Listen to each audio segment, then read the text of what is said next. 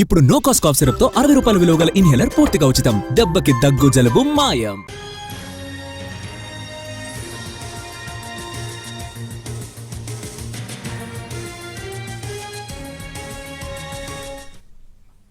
రేపే Telangana rising global summit ఏర్పాట్లు దాదాపుగా పూర్తయ్యాయి. విద్యుత్ శాఖ కూడా విస్తృత ఏర్పాట్లు చేసింది. 2 కిలోమీటర్ల వరకు అండర్ గ్రౌండ్ కేబుల్స్ ఏర్పాటు చేసింది. అదనంగా 5 ట్రాన్స్ఫార్మర్లు, ఒక మొబైల్ DTRను అరేంజ్ చేస్తుంది. సమిట్ ముగిసే వరకు దాదాపు 150 మంది సిబ్బందితో నిరంతర పర్యవేక్షణ పెట్టింది విద్యుత్ శాఖ. తెలంగాణ ప్రభుత్వం అత్యంత ప్రతిష్టాత్మకంగా భావిస్తున్న ఈ గ్లోబల్ సమిట్కు 44 దేశాల నుంచి ప్రతినిధులు హాజరు కాబోతున్నారు. రేపు మధ్యాహ్నం 1:30కు భారత్ ఫ్యూచర్ సిటీలో గవర్నర్ జిష్ణుదేవ్ వర్మ గ్లోబల్ సమిట్ను ప్రారంభిస్తారు. ఈ సమిట్తో ₹1,00,000 కోట్ల పెట్టుబడులు తెలంగాణకు వస్తాయని కాంగ్రెస్ గవర్నమెంట్ అంచనా వేస్తోంది. ఇప్పటికే 4,800 మంది ప్రముఖులకు ఆహ్వానాలు పంపింది. దేశ విదేశాల నుంచి దాదాపు 2,000 మంది అతిథులు హాజరవుతారని అంచనా. సమిట్ సందర్భంగా తెలంగాణ సంస్కృతికి సంబంధించిన చిహ్నాలతో భారీ ఫ్లెక్సీలు, స్క్రీన్స్ ఏర్పాటు చేశారు.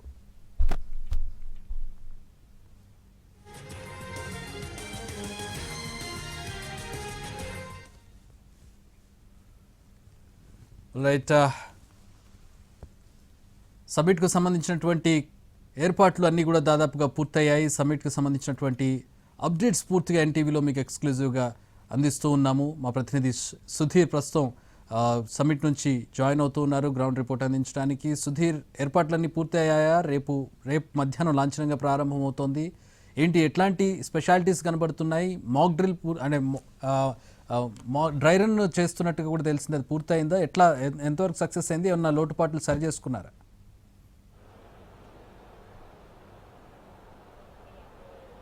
తెలంగాణ రాష్ట్రానికి పెట్టుబడులను ఆకర్షించడమే లక్ష్యంగా గ్లోబల్ సమ్మిట్ కార్యక్రమాన్ని తెలంగాణ రాష్ట్ర ప్రభుత్వం నిర్వహిస్తుంది. రేపటి నుంచి 2 రోజుల పాటు జరగనున్న ఈ గ్లోబల్ సమ్మిట్కి దాదాపు 6 ఖండాల నుంచి 44 దేశాల ప్రతినిధులు, దాదాపుగా 200 మంది ప్రతినిధులు వారంతా కూడా హాజరు కాబోతున్నారు. కేవలం రాష్ట్రానికి పెట్టుబడులను ఆకర్షించడమే లక్ష్యం అని చెప్పేసి రాష్ట్ర ప్రభుత్వం చెప్తుంది. అందులో భాగంగానే ఈ గ్లోబల్ సమ్మిట్ కార్యక్రమాన్ని ఏర్పాటు చేసింది. గ్లోబల్ సమ్మిట్కి సంబంధించి ఇది ప్రధాన వేదిక. ఈ ప్రధాన వేదికలో ముఖ్యమంత్రి రేవంత్ రెడ్డి ప్రసంగిస్తారు. రేపు మధ్యాహ్నం 1:30 రాష్ట్ర గవర్నర్ ఈ కార్యక్రమాన్ని ప్రారంభిస్తారు. రాష్ట్ర గవర్నర్ ప్రారంభించిన తర్వాత మధ్యాహ్నం 2:30 గంటల సమయంలో ముఖ్యమంత్రి రేవంత్ రెడ్డి ప్రసంగిస్తారు. మనం చూస్తున్నాము, ఇందుకు సంబంధించిన స్టేజ్ మొత్తంగా కూడా ప్రిపేర్ చేసిన పరిస్థితి కనిపిస్తుంది. ఎక్కడ కూడా లోటుపాట్లు జరగకుండా నిర్విరామంగా ఇక్కడ అయితే పనులైతే జరుగుతున్నాయి. ఇప్పుడు అంతా కూడా పోలీస్ కంట్రోల్లోకి వెళ్ళిపోయింది. ఎక్కడ చూసినా పోలీస్ మయమైతే కనిపిస్తుంది. ఈ డయాస్ మొత్తంగా కూడా ఇందులో VVIPను మాత్రమే అలో ఉంటుంది. ఇందులో మనకు కనిపిస్తున్న ఈ స్టేజ్ ఏదైతే ఉందో ఇది ప్రధాన స్టేజ్. ఈ స్టేజిలో ప్రసంగాలకు సంబంధించి మొత్తం కూడా ఇది కేటాయిస్తారు. ఆ పక్కన ఇంకొక స్టేజ్ ఉంటుంది.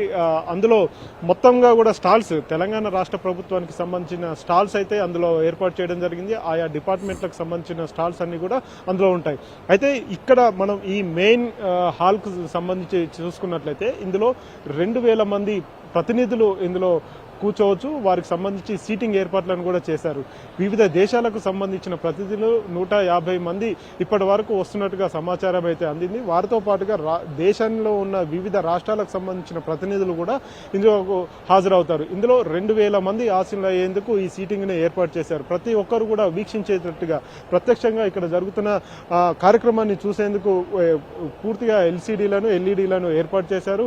అంతేకాకుండా AI టెక్నాలజీని ఉపయోగించి ఇక్కడ తెలంగాణ రాష్ట్ర ప్రభుత్వం నిర్వహిస్తున్న కార్యక్రమాలను ఎప్పటికప్పుడు తెరల మీద చూసుకునే విధంగా కూడా ఇక్కడ స్క్రీన్స్ ఏర్పాటు చేశారు. మరొక వైపు రేపు జరగబోయే కార్యక్రమం 1:30కు ప్రారంభమైన తర్వాత మధ్యాహ్నం 3 గంటల తర్వాత నుంచి సెషన్స్ ప్రారంభమవుతాయి. మొత్తానికి 2 రోజుల పాటు జరగబోయే ఈ కార్యక్రమంలో దాదాపు 27 సెషన్స్ ఇందులో జరుగుతాయని చెప్పేసి తెలుస్తుంది. అందులో చాలా వరకు తెలంగాణ రాష్ట్రానికి సంబంధించి భవిష్యత్తులో ఉపయోగపడే అంశాలు ఏవైతే ఉంటాయో వాటన్నిటి మీద కూడా ఇందులో చర్చించే అవకాశాలు అయితే కనిపిస్తున్నాయి.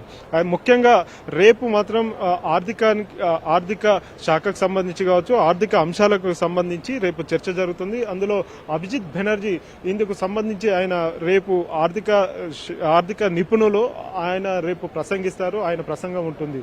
ఆయన తర్వాత రేపు ట్రంప్ మీడియాకు సంబంధించి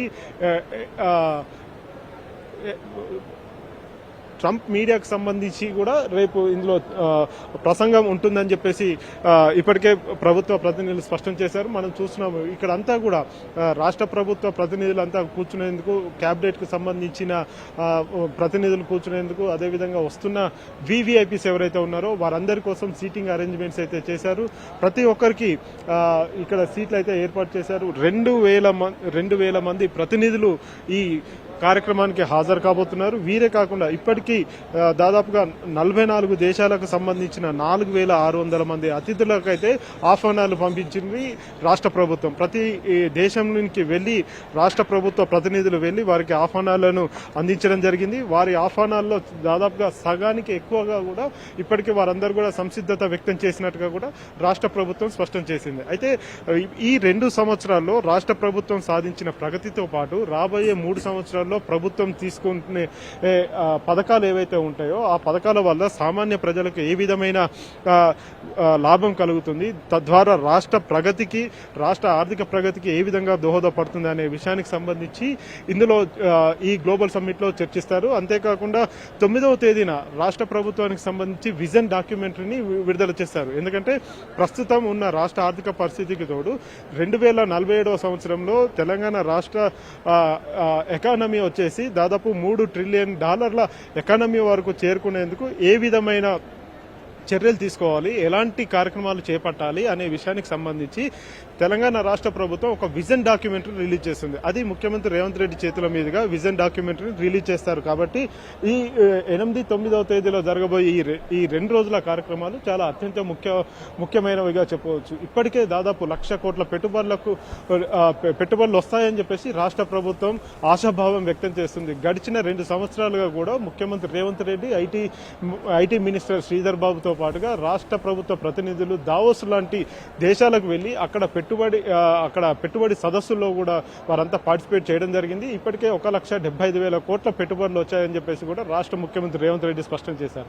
ఈ రోజు ఈ కార్యక్రమం గ్లోబల్ సమ్మిట్ ఏదైతే జరుగుతుందో 8, 9వ తేదీలో జరుగుతున్న ఈ గ్లోబల్ సమ్మిట్ ద్వారా కూడా మరొక 1,00,000 కోట్ల పైచిలుకు పెట్టుబడులు కూడా వచ్చే అవకాశాలు అయితే కనిపిస్తున్నాయని రాష్ట్ర ప్రభుత్వం ఆశాభావం వ్యక్తం చేస్తుంది. ఇక్కడ ఇది మీర్ఖాన్పేట్, రంగారెడ్డి జిల్లా మీర్ఖాన్పేట్లోని future city, Bharat future city. దాదాపు 1000 ఎకరాల్లో ఈ ఫ్యూచర్ సిటీ ఉంటుంది. రాబోయే రోజుల్లో భవిష్యత్ తరాలకు ఉపయోగపడే విధంగా ఇక్కడ కంపెనీలు ఎస్టాబ్లిష్ చేయడం ద్వారా రాష్ట్రంలోని యువతకు పెద్ద ఎత్తున ఉపాధి అవకాశాలు కల్పించే అవకాశం ఉంటుందని చెప్పేసి చెప్తున్నారు. అందుకోసం ఇక్కడ ఉన్న వనరులను ఉపయోగించుకొని పెట్టుబడులు పెట్టేందుకు చాలా మంది వివిధ దేశాల నుంచి తరలి వచ్చే అవకాశం ఉంది. తద్వారా రాష్ట్ర ఎకానమీ బాగుపడే అవకాశం ఉంటుందని చెప్పేసి కూడా రాష్ట్ర ప్రభుత్వం ఆశాభావం వ్యక్తం చేస్తుంది.